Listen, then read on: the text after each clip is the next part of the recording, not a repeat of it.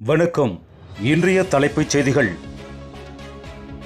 மருத்துவர்களையும் மருத்துவமனையும் நாடுபவர்கள் நோயாளிகள் என்று அழைக்காமல் மருத்துவ பயனாளிகள் என்று அழைக்கலாம் என நலம் காக்கும் ஸ்டாலின் திட்டத்தை தொடங்கி வைத்து முதல்வர் மு.க. ஸ்டாலின் பேசினார். கர்நாடகாவில் ரூபாய் 15,000 ஊதியம் பெற்ற முன்னாள் எழுத்தர் வீட்டில் லோக் ஆயுக்தா அதிகாரிகள் சோதனை. 24 வீடுகள், 40 ஏக்கர் நிலம், ஆவணங்கள், ரூபாய் 14 லட்சம் ரொக்கம், 350 கிராம் தங்க நகைகள், 1.5 கிலோ வெள்ளிப் பொருட்கள் சிக்கின. கடந்த 2024 மக்களவைத் தேர்தலில் மோசடி நடப்பதற்கான ஆதாரங்கள் தங்களிடம் உள்ளதாகவும் டெல்லியில் நடைபெற்ற காங்கிரஸ் சட்ட மாநாட்டில் ராகுல் காந்தி உரை. அனில் அம்பானிக்கு அமலாக்கத்துறை சம்மன். ஆகஸ்ட் 5ஆம் தேதி ஆஜராகுமாறு உத்தரவு. நலம் காக்கும் ஸ்டாலின் திட்ட முகாமில் தங்கத்தமிழ் செல்வன் எம்பியுடன் மகாராஜன் எம்எல்ஏ மோதலால் பயனாளிகள் அதிர்ச்சி.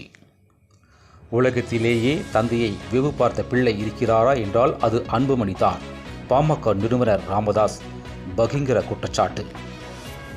திருநெல்வேலியில் கொலை செய்யப்பட்ட ஐடி ஊழியர் கவின் உடல் 5 நாட்களுக்கு பின் சொந்த ஊரில் தகனம். தாயார் மற்றும் உறவினர்களுக்கு கனிமொழி எம்பி ஆறுதல் கூறினார்.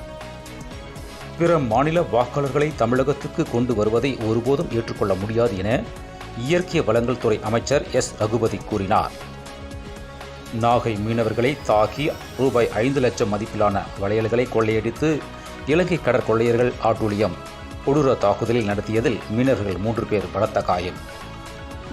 திருநெல்வேலியில் ஐடி ஊழியர் கவின் கொலை வழக்கில் தேசிய தாழ்த்தப்பட்டோர் ஆணையம் ஆகஸ்ட் 5இல் நேரில் விசாரணை. கைது செய்யப்பட்ட சப் இன்ஸ்பெக்டர் மற்றும் அவரது மகன் காவலில் எடுத்து விசாரிக்க திட்டம். தூத்துக்குடியில் கொன்று புதைக்கப்பட்ட அண்ணன் தம்பி கொலையில் 5 பேர் கும்பல் கைது. பரபரப்பு வாக்குமூலம். தாவேகா நிகழ்ச்சிகளில் என்னுடைய புகைப்படத்தை பயன்படுத்தக்கூடாது. பொதுச் செயலாளர் என். ஆனந்த் அதிரடி உத்தரவு. மேலும் விரிவான செய்திகளை அரசியல் ராஜ்யம் மின் இதழை படியுங்கள். நன்றி, வணக்கம்.